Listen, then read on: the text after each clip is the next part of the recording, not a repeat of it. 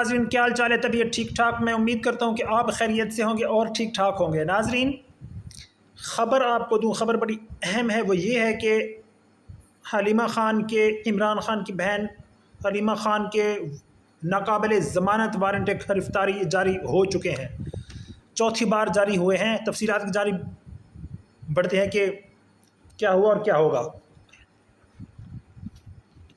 ناظرین، استداد دہشت گردی عدالت راولپنڈی نے ایک بار پھر عمران خان کی ہمشیرہ حلیمہ خان کے ناقابل ضمانت وارنٹ گرفتاری جاری کرتے ہوئے ان کے ضمانتی مچل کے ضبط کرنے کا حکم دے دیا۔ حلیمہ خان سمیت 11 ملزمان کے خلاف 26 نومبر کے احتجاج پر درج مقدمے کی سماعت استداد دہشت گردی عدالت راولپنڈی کے جج امجد علی شاہ نے کی۔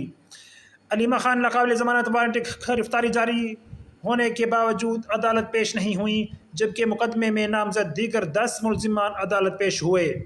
عدالت نے حلیمہ خان کی غیر حاضری پر ان کے 1 لاکھ روپے کے ضمانتی مچل کے بحق سرکار ضبط کرنے کا حکم جاری کرتے ہوئے ان کے ضامن حمل شریف کو شوکاز نوٹس جاری کر دیا۔ استداد دہشت گردی عدالت نے ضامن کو 24 اکتوبر تک جواب جمع کرانے کی ہدایت کرتے ہوئے حلیمہ خان کو 10-10 لاکھ کے دو نئے ضمانتی مچل کے جمع کرانے کے احکامات جاری کیے۔ عدالت نے ایس پی راول محمد سعد اور ڈی ایس پی نعیم کو بھی توہین عدالت کا شوکاز نوٹس جاری کرتے ہوئے دونوں پولیس افسران کی جانب سے حلیمہ خان کے روپوش ہونے کی رپورٹ کو بوگس قرار دے دیا اور دونوں پولیس افسران کو 24 اکتوبر کو ذاتی حیثیت میں طلب کر لیا۔ استداد دہشت گردی عدالت کے جج کا کہنا تھا، حلیمہ خان روپوش ہیں تو اڈیالہ جیل کے باہر ان کی میڈیا ٹاک کیسے نشر ہوتی ہے؟